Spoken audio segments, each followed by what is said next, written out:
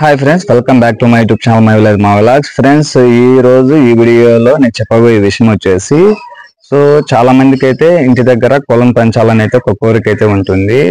ఈ కోరిక ఉన్నప్పుడు వీళ్ళకు వచ్చే ఒక చిన్న డౌట్ ఏంటంటే ఏ కోళ్ళను పెంచితే మంచిది అని చెప్పేసి. అంటే మనకు చిన్నపాటి ఆదాయంతో పాటు సరదా, అదేవిధంగా మైండ్ కి రిలాక్సేషన్ కూడా వస్తుంది కదా.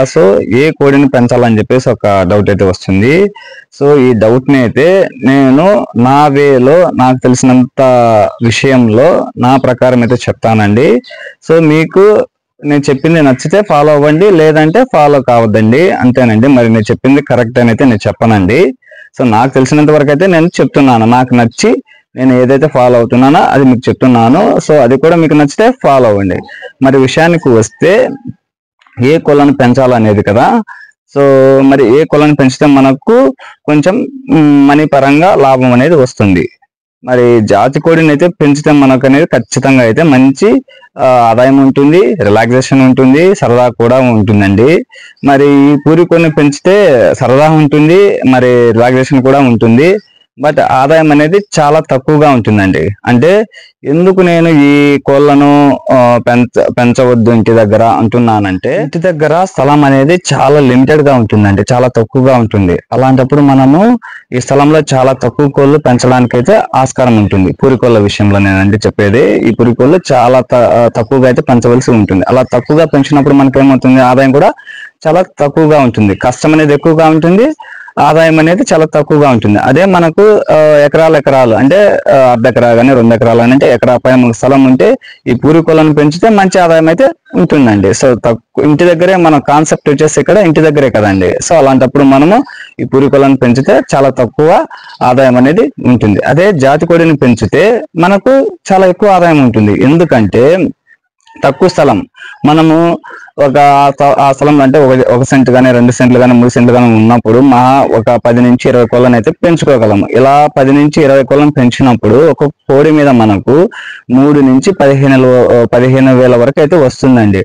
అది దాని క్వాలిటీని బట్టి కూడా మనకి రేట్ అనేది వేరే అవుతూ వస్తుంది, అంటే మార్పు చెందుతూ వస్తుందండి ఈ ప్రైస్ అనేది మనకు.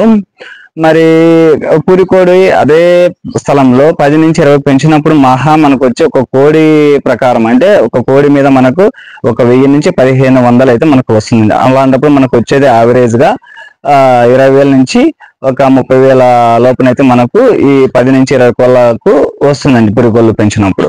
మరి జాతి కోళ్ళు అదే స్థలంలో మనం 10 నుంచి 20 పెంచినప్పుడు ఒక్కొక్క కోడి మీద మనం యావరేజ్ గా 3,000 వేసుకున్నా గానీ లేదా 4,000 వేసుకున్నా గానీ ఎంత వస్తుంది, 20 × 4 80,000 వరకు అయితే వస్తుందండి. అంటే ఇలా నేను ఏదో మాటల్లో చెప్తుంటే మనకు 80,000 వస్తుందని అనుకోకండి. చాలా ఓపికతో చాలా కష్టంతో కూడిన పనే. మీకు వీటిపైన అంటే కోళ్ళను ఎలా పెంచాలి, రోగాలు వచ్చినప్పుడు ఎలా మెడికేషన్ చేసుకోవాలి, ఒక ఇంట్రెస్ట్ అనేది కూడా చాలా ఇంపార్టెంట్. ఈ కోళ్ళను పెంచడంలో మీకు చాలా ఇంట్రెస్ట్ అయితే ఉండాలండి. అంతేగాని ఊరికి నేను ఏదో వేలు వస్తానని చెప్పే కొద్దీ మీరు వెంటనే జాతి కోళ్ళు తెచ్చేసుకొని పెంచేసుకోవడం అనేది మంచిది కాదండి.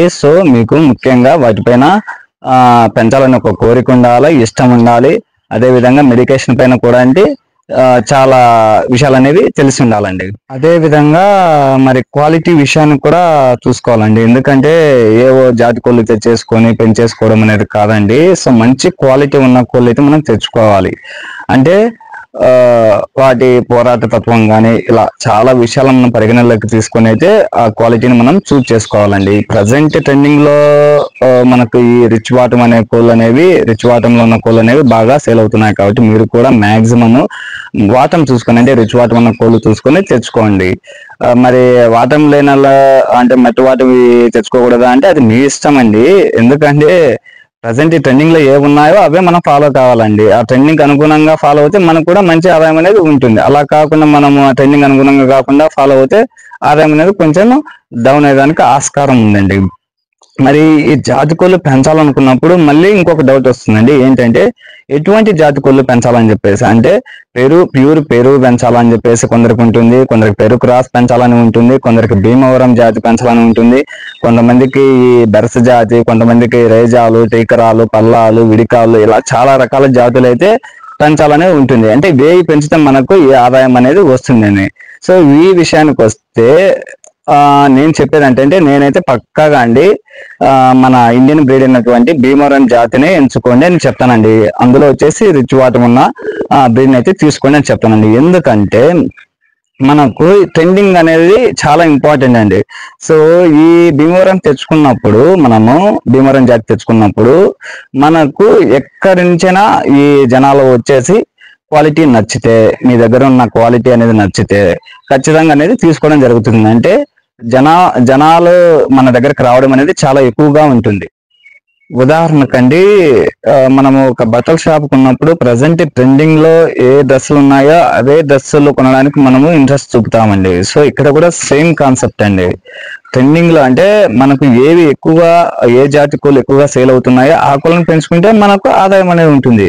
సో బట్టల షాప్ వాడు కూడా ఏవైతే ప్రజెంట్ ట్రెండింగ్ లో ఉండి ఏవైతే ఎక్కువ కొంటున్నారో అవే డ్రెస్ తీసుకొస్తే అతనికి ఎక్కువ సేల్స్ అనేవి ఉంటాయి. అంతేగాని ఏవో పాతకాలము తీసుకొని వచ్చేసి అవి అమ్ముకోవడం అంటే చాలా కష్టం. ఎందుకంటే అవి ఎవరు కొన్నారు కదా. సో ఇక్కడ కూడా నేను ఇక్కడ పాతకాలం అని చెప్పేసి ఏవో జాతుల గురించి కించపరుస్తూ మాట్లాడలేదండి. సో ఆ జాతికి అనేది మీకు మంచిగా ఉంటుంది, ఆ జాతులు కూడా చాలా మంచిగా ఉంటాయి. కానీ పర్చేసింగ్ అనేది అంటే సేల్స్ అనేవి చాలా తక్కువగా ఉంటాయి, లోకల్ గా మాత్రమే ఉంటాయండి.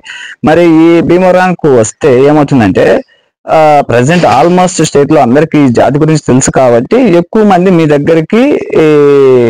మీ దగ్గర కోళ్ళని తీసుకోవడానికి ఆస్కారం ఉంటుందండి. మరి అదర్ దెన్ అంటే భీమవరం కాకుండా వేరే జాతులు తెచ్చుకున్నప్పుడు బెరస జాతి కానీ, అదే విధంగా సేలం జాతి కానీ, టీకరాలని, రేజాలని చెప్పేసి విడికల్ అనేవి ఈ జాతులు మనం చూస్ చేసుకున్నప్పుడు ఏమవుతుందంటే మీకు లోకల్ గా అయితే వాటి సేల్ అనేది ఉంటుందండి. అంటే మీ లోకల్ గా మీ చుట్టుపక్కల ఉండే గ్రామాల్లో ఉండే వాళ్ళు మాత్రమే వాటిని కొనుక్కుంటారండి. అది కూడా మీ దగ్గర ఉన్నాయని తెలిస్తే, ఆ టైప్ ఆఫ్ క్వాలిటీ అంటే ఆ జాతులు మీ దగ్గర ఉన్న తెలిస్తే కొనుక్కోవడం అనేది జరుగుతుంది.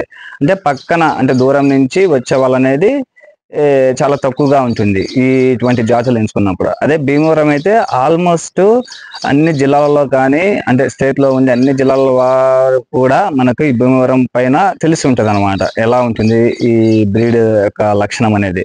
సో అలాంటప్పుడు మనకు ఎక్కువ భీమవరం తీసుకోవడానికి ఎక్కువ ఇంట్రెస్ట్ అనేది చూపడం జరుగుతుంది. కాబట్టి మ్యాక్సిమం ట్రెండింగ్ లో ఏ జాతి అయితే ఉందో ఆ జాతిని తీసుకోవడానికైతే మీరు ఇంట్రెస్ట్ చూపండి. ఇదండి మరి. సో మరి ఈ చెప్పిన విషయాలన్నీ మీరు ఫాలో అవ్వాలా కావాలా అనే విషయం మీకే వదిలేస్తున్నానండి. సో నేను చెప్పిన విషయం మీకు నచ్చితే ఫాలో అవ్వండి, లేదంటే వదిలేయండి.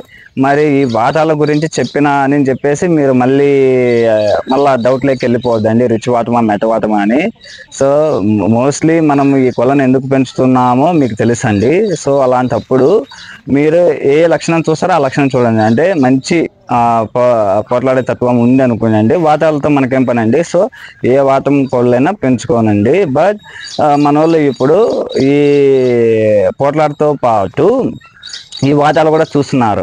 అంటే రిచ్ వాటమా మెట వాటమా అని. అంటే కలర్ అనేది పక్కన పెడితే కలర్ కూడా చూస్తున్నారు కొంతమంది, బట్ ఈ వాటాలు అనేవి ఎక్కువగా చూస్తున్నారు. ఆ విషయాన్ని నేను పరిగణనలోకి తీసుకొని రిచ్ వాటం అని చెప్పానండి. మరి రిచ్ వాటం దొరకకపోతే మీరు మెట వాటం అనేది తీసుకోండి, అది మీ ఇంట్రెస్ట్ అనమాట. సో నేనైతే రిచ్ వాటంకే ప్రిఫర్ చేస్తున్నాను, అది నా opinion. So thank you so much for watching this video.